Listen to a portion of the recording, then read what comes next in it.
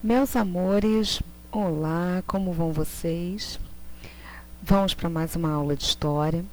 Hoje o nosso tema é Renascimento Cultural. Eu sou a professora Érica e nós vamos trabalhar um pouquinho esse momento super importante e diferente, né, da história das grandes sociedades ocidentais. É importante que alguns pontos sejam colocados logo que a gente começa a falar de renascimento, né? O renascimento cultural, ele é dividido em algumas fases. Eu não vou focar nessas fases essencialmente aqui. Eu vou falar dele como um todo, vou falar das suas bases, dos seus principais nomes, né? Do seu conceito. Porque a partir daí, um estudo mais aprofundado, vocês podem ir fazendo aos pouquinhos, de acordo com a sua vontade. É importante que vocês lembrem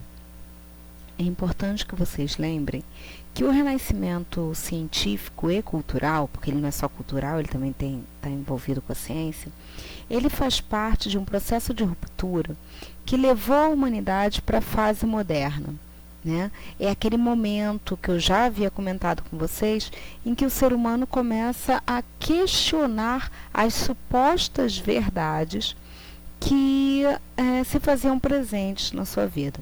É o momento em que o ser humano questiona o poder dos reis, é o momento em que o ser humano questiona o poder da igreja, é o momento que o ser humano questiona a questão, a ideia da fé sobre a ciência. E aí ele começa a se perguntar, será que a ciência não é tão importante também? E ele vê que é. Né? É uma fase em que o homem se pergunta quem ele é, o que ele faz na Terra e para onde ele vai. Né? E esse para onde vai é muito mais do que um para onde vai físico. Não é ir fisicamente, não é ir de viajar ou de mudar de lugar, geograficamente falando. É para onde ele vai no sentido de humanidade. Para onde ele vai enquanto ser humano. Que caminhos ele deve seguir nesse momento, né? E isso tudo vai rolar entre os séculos XV e XVI. É um período curto, se a gente for olhar bem. Érica, um período curto? É um período curto, mas que é extremamente marcante, ele é profundo, ele deixa cicatrizes muito profundas na história da humanidade, tá? Agora que a Itália está sendo tão falada, né, devido à questão do Covid-19, que a gente está vendo tanto as imagens da Itália nos telejornais, a gente consegue, talvez, tentando sair um pouco do foco do problema que a gente está vivendo, a gente pode tentar olhar além naquelas imagens. Aproveitando-se das ruas vazias, a gente pode ver nessas imagens as grandes obras dos autores renascentistas da época, né? Já que a Itália foi o berço do Renascimento. Talvez essa matéria de hoje seja justamente uma grande homenagem à cultura italiana também. Né? Então vamos lá. Renascimento cultural começa entre os séculos XV e XVI e até hoje a gente tem reflexos dele na nossa cultura. Né? Partindo então daí, vamos a alguns pontos importantes. Renascimento seria visto inicialmente como uma redescoberta, um renascer, um ressurgir. É onde o ser humano começa a compreender de novo quem ele é. Né? Ele vai fazer um retorno à cultura greco-romana, né? A cultura da Grécia e da Roma antigas, né? Que foi deixado de lado durante algum tempo, vai se voltar para o ideal de natureza, vai tentar entender o que a natureza quer dele e vai compreender que a vida vai além da questão material. A estética passa a ser vista como uma consequência. Né? Ela é mais usada para fazer o outro feliz do que realmente como uma forma de ser responsável por algo, ou se identificar por algo. Nesse momento, o ser humano também está passando por uma série de transformações econômicas, sociais e ideológicas. O renascimento cultural, ele não é só obras de arte, como se isso fosse pouco, mas ele é também um momento em que o ser humano começa a se transformar economicamente, porque há um retorno do movimento de moeda, né? Então é o surgimento de um processo capitalista, a gente não pode esquecer isso. Uma transformação social, porque você começa a dar voz a outros grupos sociais que antes não falavam, antes não tinham estrutura, que era, por exemplo, a burguesia, e ideológicas, porque questiona as verdades que antes foram impostas ao ser humano, inclusive as verdades relacionadas à fé, tá?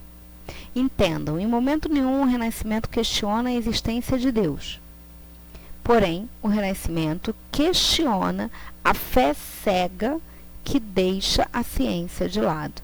Tá? Isso é o Renascimento que questiona, tá bom? Continuando aí,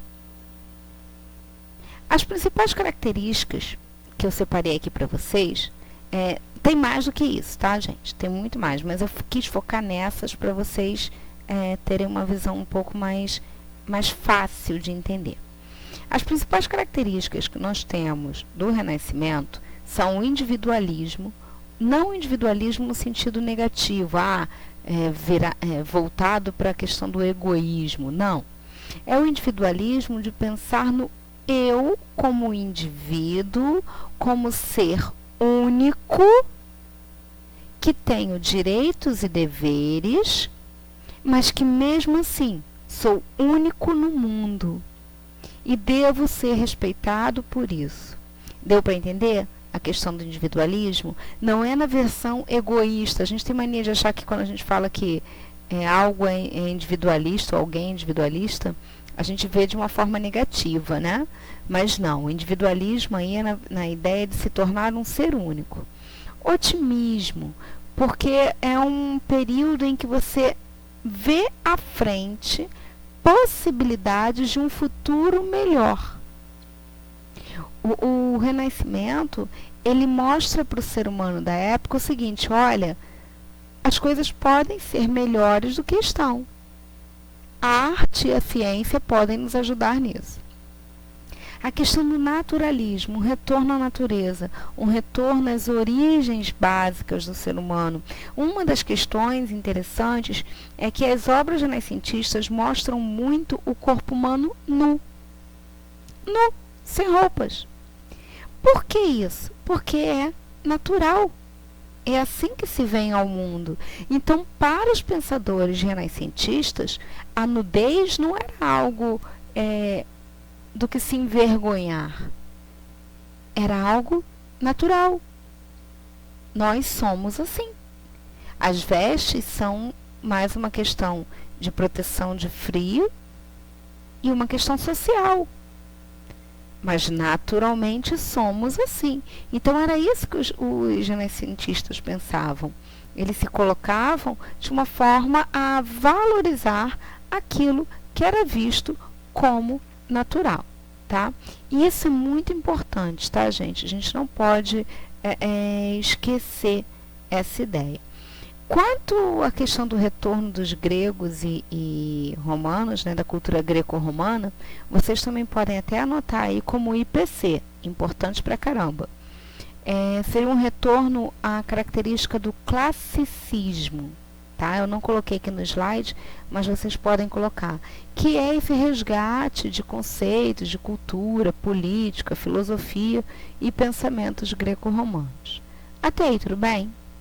Então, a gente vai mais à frente, tá?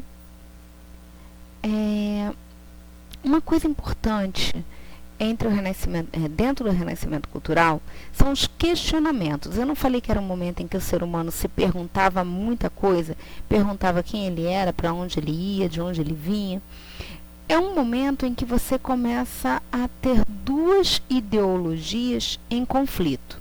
De um lado, uma ideologia que foi muito comum durante a Idade Média, que é o teocentrismo. Teocentrismo, eu já comentei com vocês essa palavra, mas voltando aqui vocês vão entender. Teo, vamos dividir a palavrinha. Teo,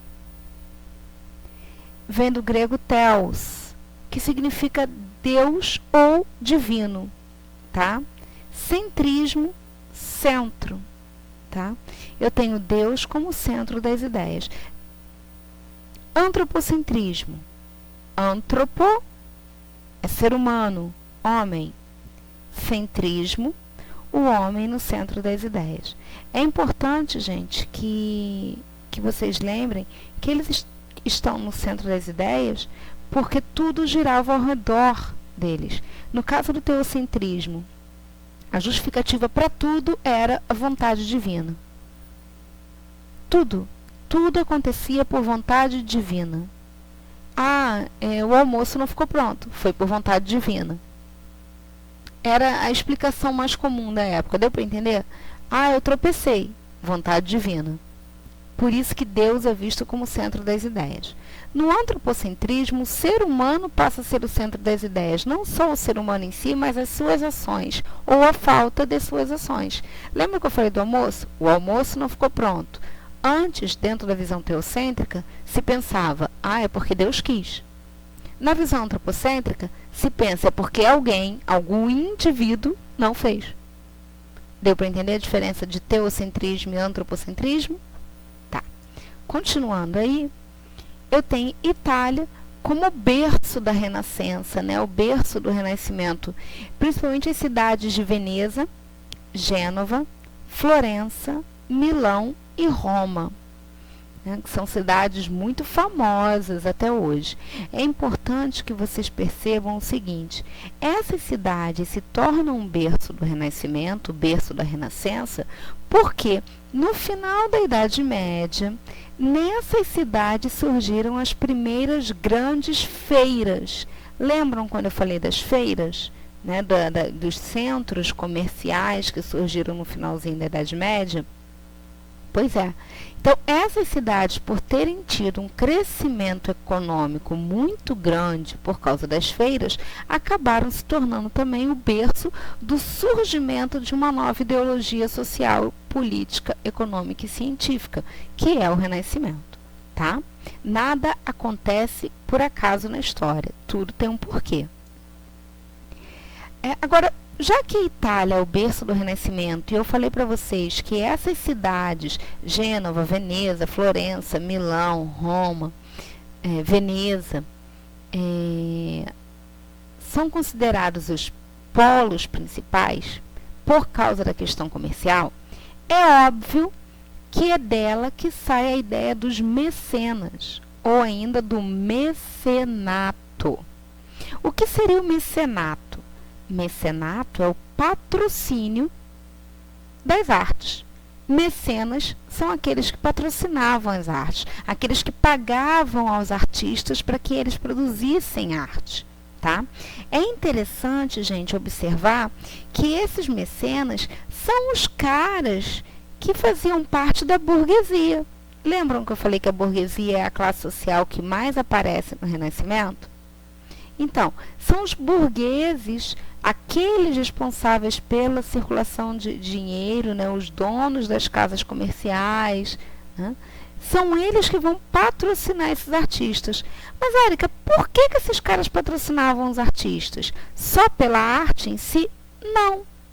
Eles queriam ser bem vistos pela sociedade.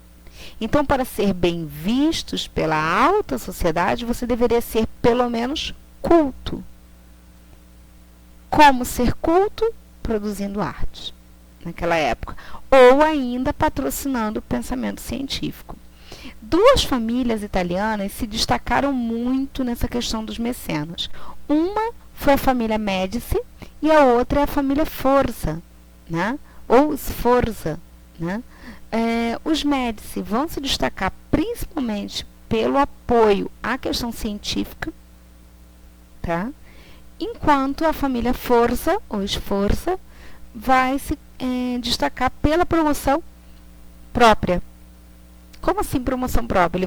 Eles vão pagar artistas para produzir obras E muitas obras têm os rostos dos membros da família, né? Então eles sabiam que aquilo ali era uma coisa que ficaria por muito tempo na sociedade e acabaram usando para promoção dos próprios membros da família.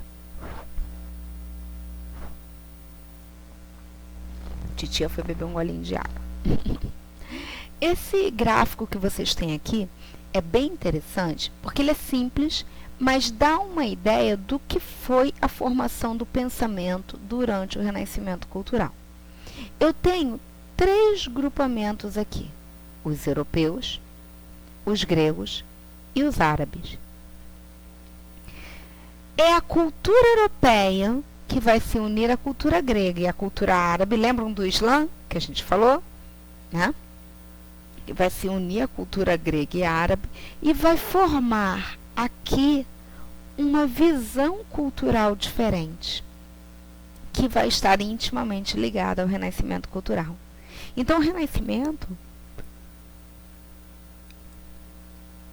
tem, essencialmente, aspectos europeus, gregos e árabes dentro da sua ideia de cultura.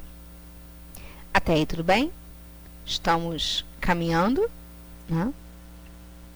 Agora, não tem como falar de Renascimento e não falar de arte, né, gente? Estou escrevendo muito e mostrando pouco, né? Então, a gente vai falar agora dos grandes nomes e das grandes obras do Renascimento, tá?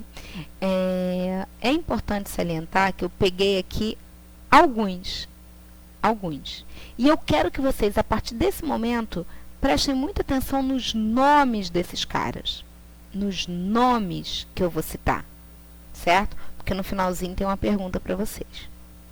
O primeiro grande nome que a gente vai ter é um cara extremamente famoso, Leonardo da Vinci, né? Leonardo não era só pintor, ao contrário do que muita gente pensa. Leonardo da Vinci também era escultor, também era inventor, também era engenheiro, né? Leonardo da Vinci era um homem polivalente, ou seja, ele trabalhava com inúmeras ideias. Aqui nós temos a imagem da Mona Lisa, que talvez seja um dos quadros mais famosos de Da Vinci, né? A Mona Lisa, que hoje está exposta no Museu do Louvre, na França. A proteção que tem sobre esse quadro, gente, é algo assim inimaginável, tá? O vidro que tem na frente dele é um vidro extremamente grosso, à prova de balas de alto calibre, à prova de fogo, né? Tem toda uma estrutura. E vocês vão me perguntar, tia Érica, quanto custa um quadro desses? Sinceramente, eu não sei, não. É o tipo de obra que não tem preço. Como alguma coisa não tem preço? Não tem preço. É algo tão valioso para a história da humanidade que não tem preço.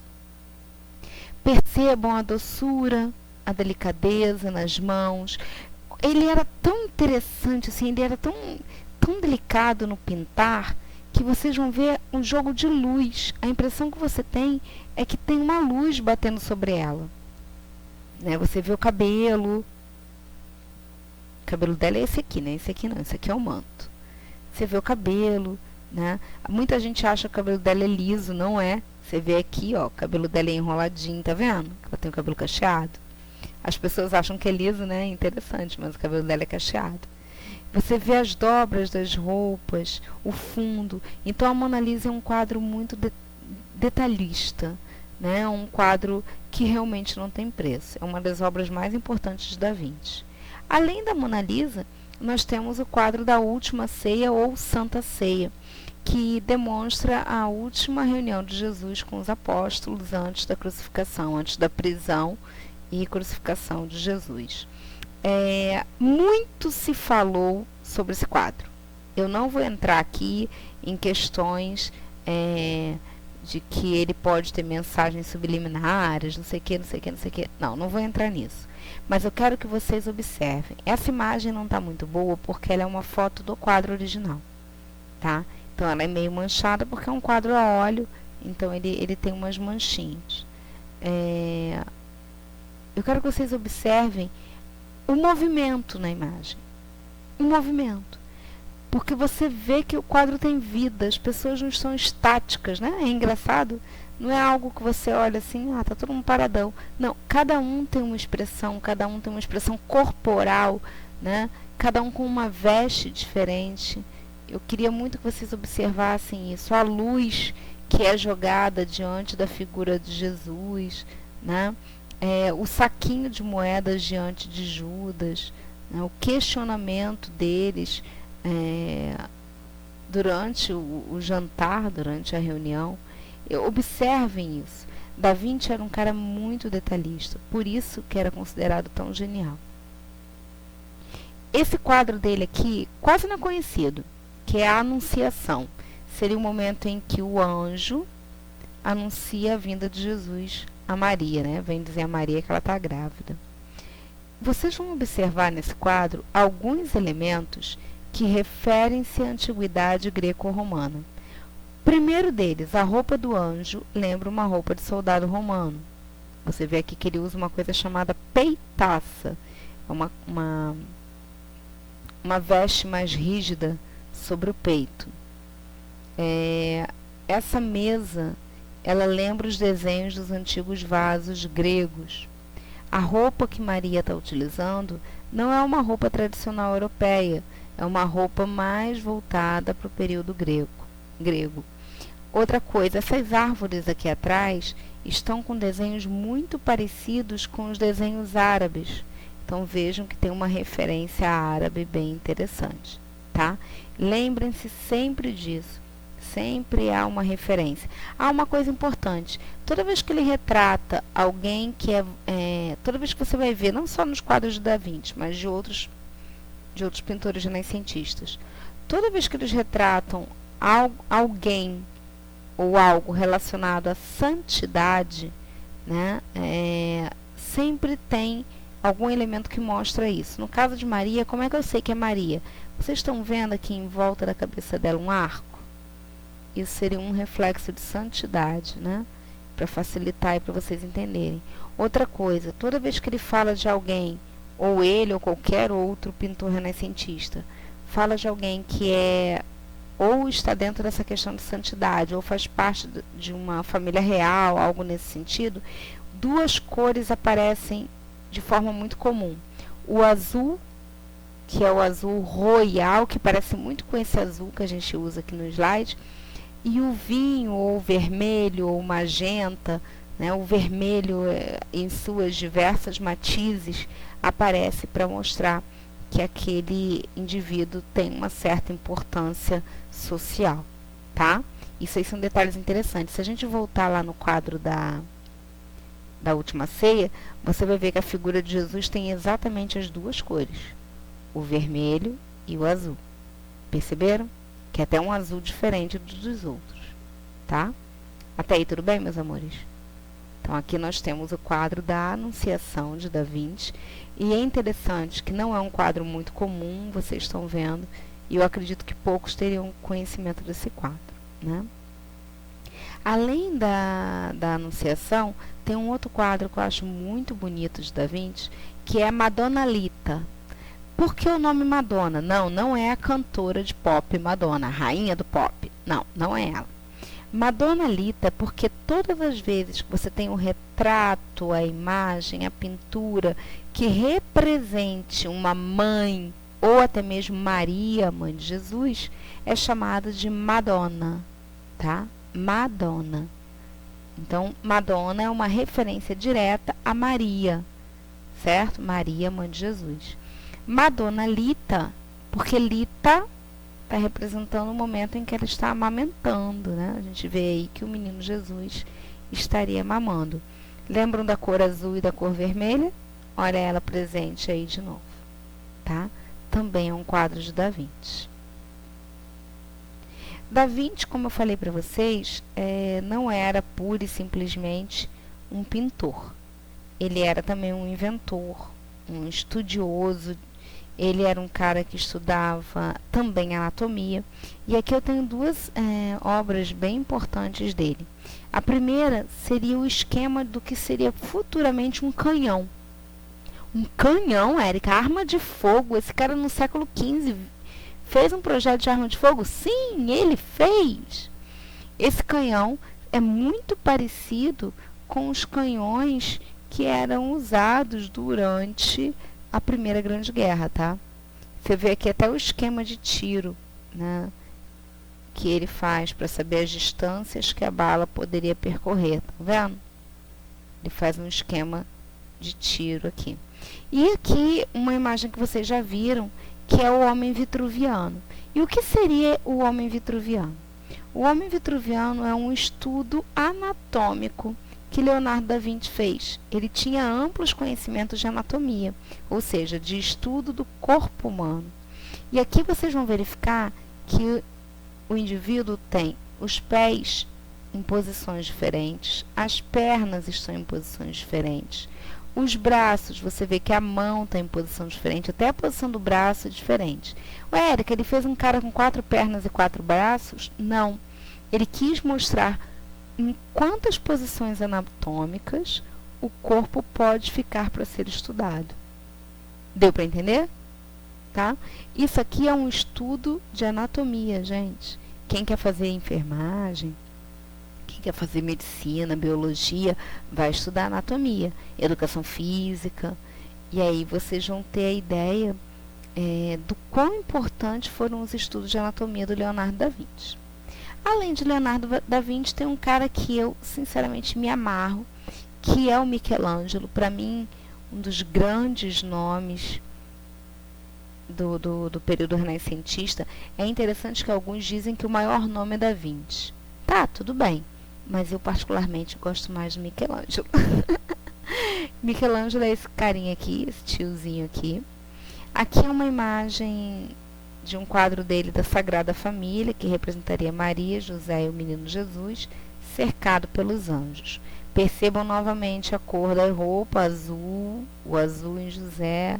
Esse não é um vermelho, mas é um magenta, né? Agora eu quero que vocês observem isso aqui, ó. Vocês têm uma moldura extremamente rica, com referências árabes, esses arabescos, né? Esses desenhos, mas também com referências greco-romanas, que seriam essas imagens ao redor, tá? Essa imagem da Sagrada Família. O nosso amigo Michelangelo também pintou uma das maiores obras do Renascimento, que é o teto da Capela Sistina. A Capela Sistina fica no Vaticano, lá onde vive o Papa Francisco. Então, ela fica no Vaticano, é uma das principais igrejas do Vaticano, e o teto dela foi pintado por Michelangelo numa técnica que a gente chama de afresco, ou seja, a pintura é feita sobre o gesso ainda úmido, por isso que ela fica com essa nuance que parece até meio aquarelada. E ela é feita toda com representações de passagens bíblicas. Lembram quando eu falei que os renascentistas de forma alguma negavam a existência de Deus? Eles só não aceitavam explicar tudo pela fé. Eles queriam explicações científicas. Então, essa é uma prova de que eles não negavam a existência de Deus ou eram contra a religião. Não, eles não eram contra a religião. Mas eles acreditavam que, de certa forma, a ciência também tem que prevalecer. Porém, aqui, Michelangelo fez vários quadros das passagens bíblicas, né? No teto da Capela Sistina. Se vocês entrarem no Google Imagens e procurarem teto da Capela Sistina, vocês vão ter fotos da capela inteira. Aqui eu peguei 2 pontos, 2 imagens bem interessantes da Capela Sistina, 2 recortes, digamos assim, para vocês terem uma ideia. De um lado, a imagem mais comum, todo mundo conhece essa imagem, de Deus dando a vida a Adão, né? O toque que daria a vida, né? Que essa imagem aqui todo mundo conhece. E essa que quase não é vista, né? Pouca gente fala dela, que é o momento em que eles seriam expulsos do paraíso, né? E é também uma imagem muito bem feita, muito bonita. Além disso, Michelangelo era também escultor, né? E um escultor espetacular. Essa imagem que vocês estão vendo é feita em mármore. Em mármore, gente. Mármore é uma pedra. E quando você olha os tecidos, dá a impressão que você está vendo movimento, né? A impressão que se tem é de movimento. Se você olhar esse pedacinho, que seria os dedos de Maria segurando Jesus, dá a impressão até que está apertando a carne, né? Para vocês verem como ele era maravilhoso. Essa imagem se chama Pietà, piedade. E ela é gigantesca, tá? Ela é em tamanho natural, ela não é pequenininha, não. Aqui no Brasil tem um convento em Vila Velha, Espírito Santo, que tem uma réplica da Pietà, mas em madeira. Em madeira, também em tamanho natural. É muito bonito. Tá? Fica num convento no alto do morro, em Vila Velha, Espírito Santo. Não é a original, tá? É uma réplica em madeira. E também acredito que o artista que fez isso arrebentou. O cara fez uma obra belíssima. Mas a Pietà é uma das obras mais bonitas que já se produziu durante o período renascentista. Além disso, ele também produziu imagens de Baco, que é o deus do vinho dentro da mitologia grega, né? Aqui você tem Baco com o vinho. Percebam que aqui na cabeça ele tem uvas, né? Aqui embaixo um personagem mítico que seria o sátiro, né? Quem viu Percy Jackson sabe, né? Dos sátiros, que eram aqueles personagens parte homem, parte cabrito, né? E aqui do lado ele tem a figura de Davi, que seria um personagem bíblico. Olha que interessante, né? Ele tem as duas figuras esculpidas com maestria. Todas elas figuras feitas em mármore. Aqui, uma das imagens mais impactantes que Michelangelo produziu, que é Moisés. Também esculpido em mármore. Moisés com as tábuas da lei, né? Eu quero que vocês observem o movimento do tecido. Parece tecido, é mármore. O desenho da barba, a expressão no rosto. A impressão que você tem é que a qualquer momento o cara vai levantar daí, né? Percebam aqui o desenho dos braços, o desenho do músculo, é tudo muito bem feito. Estão vendo aqui, ó, isso aqui são veias. Tanto que Michelangelo, quando acabou de fazer, ele deu um tapa no joelho da estátua e falou, parla, quer dizer, fala, porque parecia tão perfeito que a qualquer momento ele poderia abrir a boca e falar, né?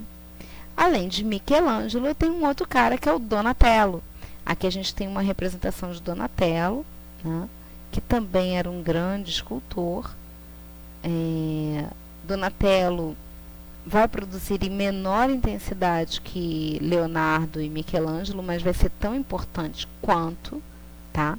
Tão importante quanto. Ele vai ter na cidade de Pádua uma das suas principais esculturas, que é a Guatamelata, que é uma escultura do cavalo com o seu cavaleiro. É importante que vocês observem para a escultura do cavalo, né? Talvez ele seja mais detalhado do que a do próprio cavaleiro. E Donatello também vai fazer duas imagens que eu queria que vocês observassem. Uma, a figura de Maria Madalena, e a outra, um outro Davi, em bronze, tá? Um outro Davi. Percebam que é um Davi diferente daquele Davi que o Michelangelo produziu, certo? Detalhista também, Donatello bastante detalhista, mas não tanto quanto Michelangelo. Além disso, ele fez a tumba da família Médici. Lembram da família Médici que eu falei que eram os principais mecenas? Então, a tumba da família Médici também foi produzida por eles. Além de Leonardo, Michelangelo e Donatello, eu tenho Rafael Sanzio. Esse carinha aqui, bonitinho ele, né? Carinha de criança. Rafael Sanzio produziu algumas imagens muito interessantes. Aqui vocês têm a Madonna, de Rafael, novamente falando com vocês. Madonna, porque é uma representação da mãe de Jesus, de Maria. Percebam de novo aqui o manto azul, a roupa vermelha. De novo aqui uma representação árabe da moldura extremamente rica, tá? E aqui a criação dos animais, que seria a figura de Deus criando os animais. Tem uns animais aqui meio loucos, né? Sei lá, uma girafa com chifre, um unicórnio. Tem umas paradas meio sinistras, mas foi da cabeça do Rafael Sanzio. Esses seriam os 4 nomes das artes italianas. Eu chego também a Miguel de Cervantes. Miguel de Cervantes vai ser extremamente conhecido por ter escrito a obra Dom Quixote, Dom Quixote de la Mancha. E Dom Quixote é uma obra tão importante que até hoje é considerado um dos livros mais sérios e ao mesmo tempo mais profundos do período renascentista, tá? Dom Quixote é um livro que você encontra para baixar na internet, até com certa facilidade, e seria até bem interessante que vocês procurassem. Uma outra imagem que eu queria ter colocado aqui, mas eu não botei, e eu estou me lembrando dela agora, que é do Rafael Sanzio, é a Escola de Atenas, que mostra todos os pensadores da filosofia ateniense no mesmo quadro. É bem interessante também. Se vocês conseguirem achar Escola de Atenas, vocês vão achar interessante. Bom, além de Miguel de Cervantes, eu tenho um cara, um inglês, que todo mundo já ouviu falar. William Shakespeare. Né? Todo mundo já ouviu falar em pelo menos uma obra dele. A mais famosa, que todo mundo conhece. O casal de namorados que não pôde ficar junto e que viviam na cidade de Florença, na Itália. Quem eram? Muito bem, Romeu e Julieta. Foi Shakespeare que escreveu Romeu e Julieta, uma obra que foi traduzida para praticamente o mundo inteiro e que tem várias releituras. Além disso, ele tem outras obras como Hamlet, o Rei Lear, a Megera Domada. A Megera Domada foi a base para fazer uma novela que passou na Globo. Chocolate com Pimenta, não. Peraí. É aquela que tinha Catarina Petrúquio. Pois eu lembro a novela. Mas é a que tinha Catarina Petrúquio. O nome está na ponta da língua, mas eu não vou lembrar agora. E o Rei Lear conta uma história que eu acho que vocês conhecem. De um rei que foi traído pelo irmão. O filho dele foi banido. E depois o rei é morto pelo irmão. O irmão toma o trono. E depois de alguns anos o filho volta para se vingar e tomar o trono de volta. Vocês conhecem essa história? Conhecem? Essa história é a história do Rei Leão. The King Lear. Lógico, Lear não quer dizer leão, claro. Mas foi uma referência, né? Para poder fazer o Rei Leão. Lembrei o nome. É o Cravo e a Rosa. O nome da novela. Baseada na Megera Domada. O Cravo e a Rosa. Então, assim, vocês estão vendo que você não precisa ir muito longe para ver que a cultura renascentista vem próxima a você, né? Shakespeare está aí, pertinho da gente. E a gente nem sabia, tá vendo? Um outro cara que também é desse período e que é extremamente importante, principalmente para a literatura portuguesa, é Luís de Camões. Camões escreveu o romance Os Lusíadas, e aqui eu tenho uma foto da primeira edição dos Lusíadas, que é considerada uma obra-prima da literatura portuguesa, uma obra-prima da literatura de língua portuguesa, o que se torna importante até para a gente aqui, tá? Então, Camões também como representante do Renascimento cultural. Lembra que eu falei da cidade de Florença? Olha aí a cidade de Florença, é uma foto atual, tá, gente? Mas para vocês terem uma ideia de como era uma cidade linda, é uma cidade linda, belíssima. E pensar que por entre essas casas, né, no meio dessas ruas, circularam esses nomes que a gente viu hoje. Agora, eu queria que vocês prestassem atenção numa imagem que eu vou mostrar. Vocês lembram desses caras? Os tartarugas ninjas? Você lembra dos nomes deles? Michelangelo, Leonardo, Rafael, Donatello. Sim! Os nomes dos grandes artistas do período renascentista. Não é à toa que esses carinhas aí, esses carinhas verdinhos, têm esses nomes. Eles são uma referência ao Renascimento. Há uma mostra de que a ciência pode fazer com que o ser mais simples se transforme. Não foi à toa que escolheram os nomes deles para as tartarugas ninja. Né? Era uma forma de mostrar o quanto a ciência pode transformar. Né? Eu espero que vocês tenham gostado esse nosso bate-papo sobre Renascimento. E mais pra frente a gente vai conversar sobre outros assuntos, tá bom? Beijocas, fiquem bem.